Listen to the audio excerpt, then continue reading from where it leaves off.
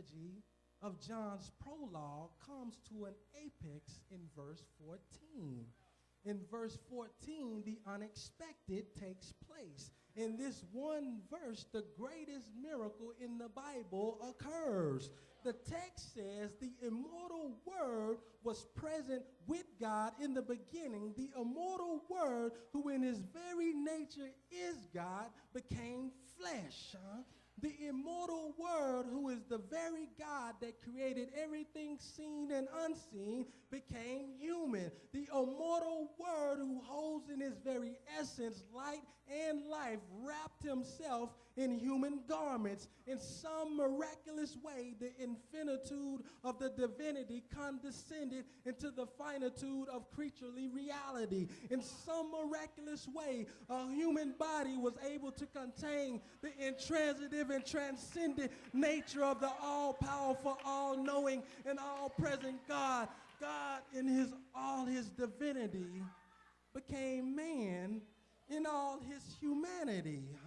God looked down from eternity and saw the darkness of your depression, the darkness of your brokenness, the chaos of your sickness, and he encased his glory in human flesh and stepped across the threshold of human nature. Woo!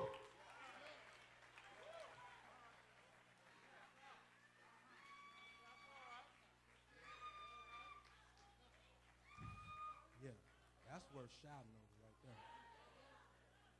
Can I go a bit deeper? God, from his eternal throne, is outside of time.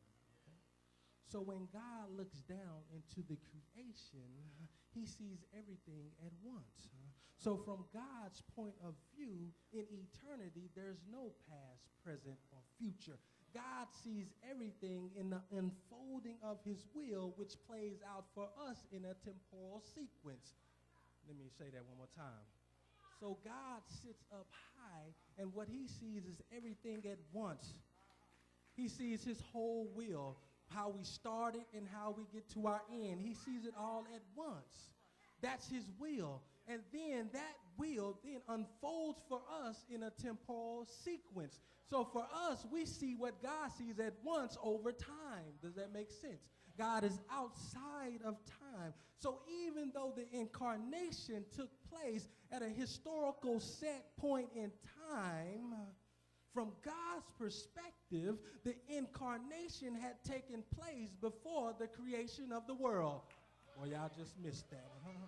That's why the Apostle Paul can say that the Lamb of God was slain before the foundation of the world.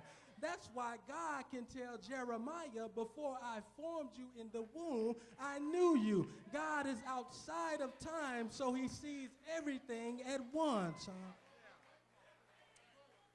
He sees it all at once, and then it develops for us over time. We call that progressive revelation, but for God, it's all one revelation. Are you with me? Now stay with me. Stay with me here. So.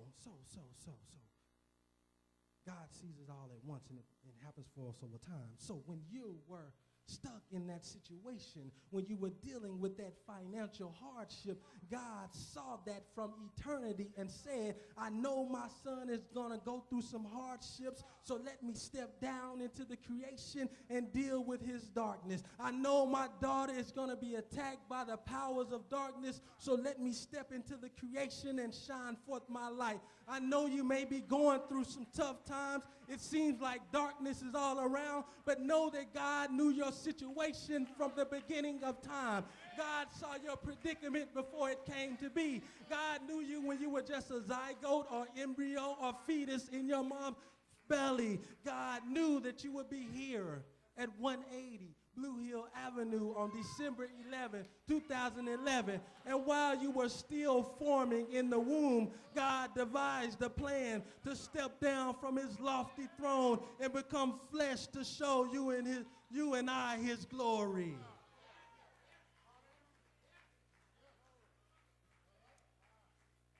Instead of leaving us in darkness, instead of leaving us in destruction, hopelessness, and despair, God clothed himself in human flesh and stepped into our situation. He stepped into that depression and said, follow me. He stepped into that sickness and said, I'm the great physician who's never lost a patient. He stepped into that broken relationship and said, look to me. Aren't you glad that we serve a God who saw your situation before we ever existed?